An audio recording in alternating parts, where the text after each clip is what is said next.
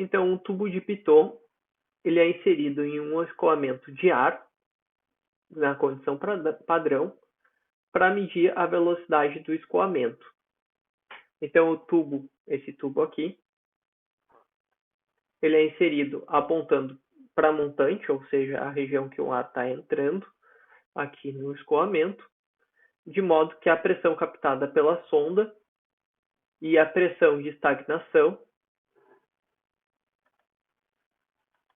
e a pressão estática ela vai poder ser medida no mesmo local do escoamento com uma tomada de pressão na parede desse meu escoamento. E aí ele fala que a diferença de pressão medida é de 30 milímetros de mercúrio. Então, se aqui meu fluido tivesse parado, a pressão aqui, a pressão de estagnação, seria igual a zero e a gente estaria medindo apenas aqui essa variação devido à nossa pressão estática. Mas como eu tenho ar entrando aqui nesse fluxo, a gente vai ter aqui uma diferença de pressão entre a minha pressão estática e a minha pressão dinâmica. E aí ele pede, então, para determinar a velocidade do escoamento, considerando essa diferença de pressão. E aqui, então, para deixar um pouco mais interessante esse problema, nós vamos partir, então, da equação de Bernoulli. E aí, a primeira aproximação que a gente vai fazer para a equação de Bernoulli, a gente tem que lembrar que ela é válida somente para regimes permanentes, para escoamentos incompressíveis e ao longo de uma linha de corrente.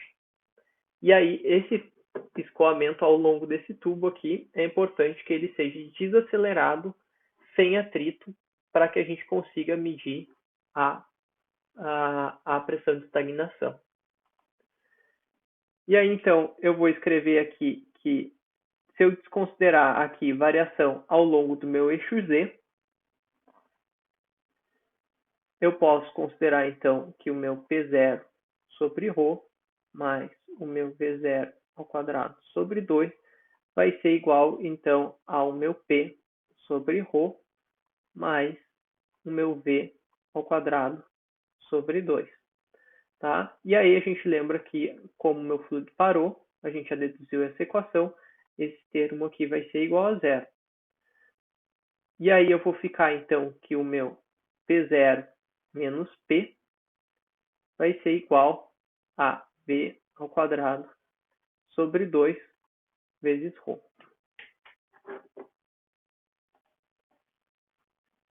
E aí, quem que é esse meu P0 menos P? Tá?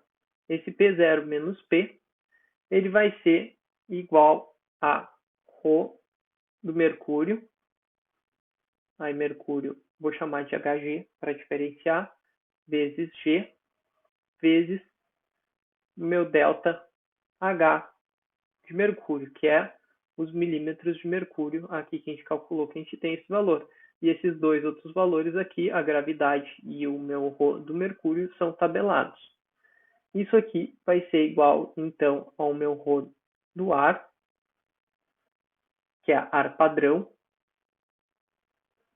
que é o ρ do meu fluido, vezes o meu V ao quadrado sobre 2. Então, agora eu vou passar esse 2 para cá, dividir pelo meu ρ do ar, eu vou ficar com o ρ de Hg vezes G, vezes o meu delta H, dividido por meu ρ do ar padrão. Aí aqui vai ficar um 2. E eu vou botar uma raiz quadrada aqui.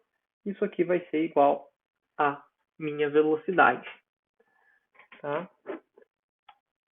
E aí, se a gente substituir os valores aqui, eu vou ficar com 2 vezes aqui o ρ do mercúrio. A gente tem ali, vai ser o ρ do mercúrio, vamos ter que pegar na tabela. A gravidade 9,8. Aqui o meu delta H é 30 milímetros, então vai ficar 30 divididos por 1000. divididos pelo meu ρ do ar. Meu ρ do ar é cerca de 13,6 metros cúbicos por quilograma, alguma coisa assim. E aí, se a gente substituir todos os valores, a gente vai ter que a velocidade vai ser igual a 80,8 metros por segundo, tá? E essa é a resposta do problema. E aí vocês devem estar se perguntando, né? Como que a gente utilizou a equação de Bernoulli aqui, que é uma equação que depende do meu ρ ser constante, para o ar? Provavelmente vocês devem estar se fazendo essa pergunta, né?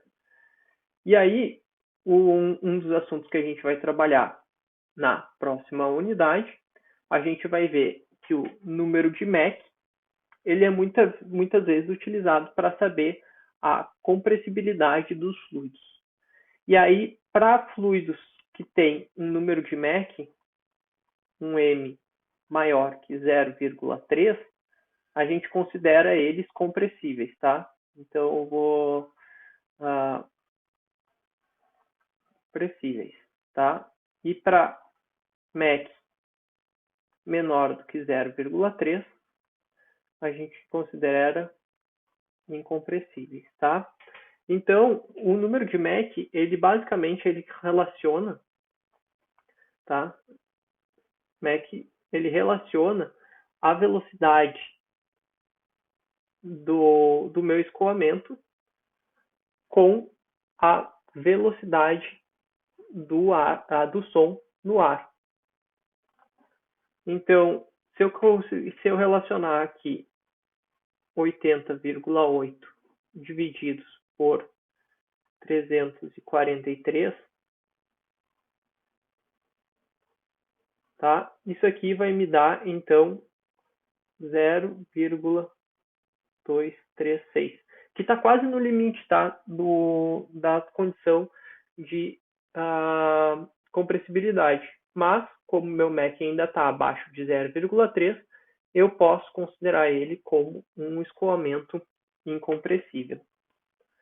Para velocidades maiores, então o que aconteceria aqui? Se eu aumentasse essa minha velocidade, chegasse ali a próximo de 100 metros por segundo, a gente estaria trabalhando com um escoamento que estaria se aproximando da velocidade do som, e aí a gente não poderia considerar ele como um escoamento com características incompressíveis, e aí nesse caso a gente não poderia utilizar a equação de Bernoulli.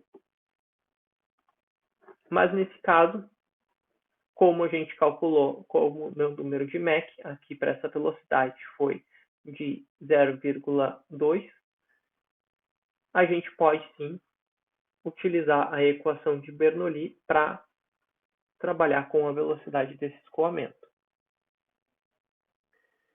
A equação de Bernoulli, então, ela pode ser aplicada entre dois pontos quaisquer sobre uma linha de corrente, desde que as outras três restrições elas sejam atendidas, né? Que é um fluxo incompressível e um fluxo sem atrito. E sobre regime permanente.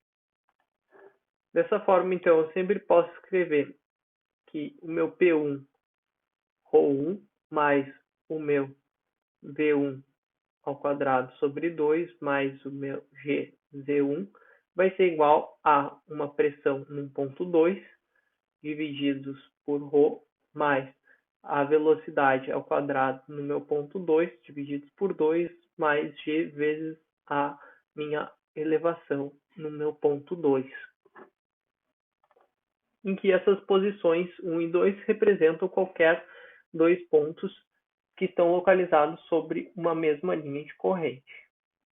Em algumas situações, até a gente pode pensar que a gente tem um regime transiente, mas se a gente mudar o referencial do nosso sistema, a gente também pode aproximar ele para um regime permanente e aí aplicar as equações de Bernoulli. Já já nós vamos fazer um exemplo sobre isso. E aí, como a equação de Bernoulli foi deduzida por integração da segunda lei de Newton para uma partícula fluida, ela pode ser aplicada em qualquer sistema em que eu tenho um referencial inercial.